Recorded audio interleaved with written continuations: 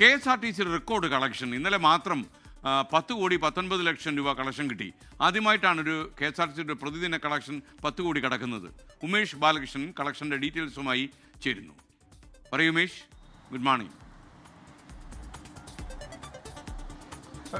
Good morning എക്സ്കാൻ. ഇന്നലെ ഓണം അവധി കഴിഞ്ഞ ശേഷമുള്ള ആദ്യ വർക്കിംഗ് ഡേ ആയിരുന്നു. കൂടുതൽ പേർ കേരളത്തിൽ നിന്ന് മറ്റ് സംസ്ഥാനങ്ങളിലേക്ക് ജോലിക്ക് തിരിച്ചു പോകുന്ന ദിവസം, ഒപ്പം കേരളത്തിനകത്ത് ദീർഘദൂര സർവീസുകൾ കൂടുതൽ ഓപ്പറേറ്റ് ചെയ്ത ദിവസം, ഇവയെല്ലാമാണ് കളക്ഷൻ റെക്കോർഡുകൾ തിരുത്തി KSRTCക്ക് ഇത്രയും വലിയൊരു മുന്നേറ്റം ഉണ്ടാക്കാൻ കഴിഞ്ഞിരിക്കുന്നത്.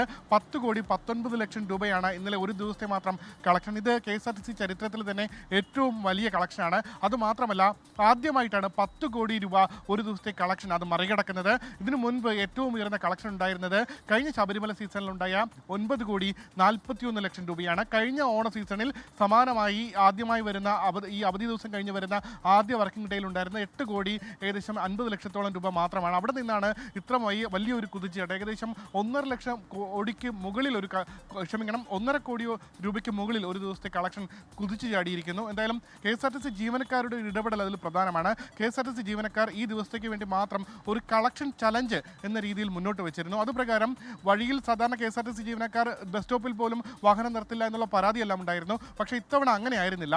ഇന്നലെ പരമാവധി ആളുകളെ KSRTCയിൽ കയറ്റാൻ വേണ്ടിയുള്ള ശ്രമങ്ങൾ മെനഞ്ഞാന്ന് രാത്രി മുതൽ KSRTC ഓപ്പറേറ്റ് ചെയ്യുമ്പോൾ തുടങ്ങിയിരുന്നു. വഴിയിലെല്ലാം ഓരോ സീറ്റ് ഒഴിയുമ്പോഴും വഴിയിൽ ആളെ കയറ്റുന്നു. ഈ രീതിയിൽ കൃത്യമായി ഓപ്പറേറ്റ് ചെയ്ത് മുന്നോട്ട് പോയി. ജീവനക്കാർ മത്സരിച്ചാണ് ഈ കളക്ഷൻ ചലഞ്ചിൽ പങ്കെടുത്തത്. അതുതന്നെയാണ് 10,19,00,000 രൂപ എന്ന വലിയ കളക്ഷനിലേക്ക് എത്താൻ കാരണവും.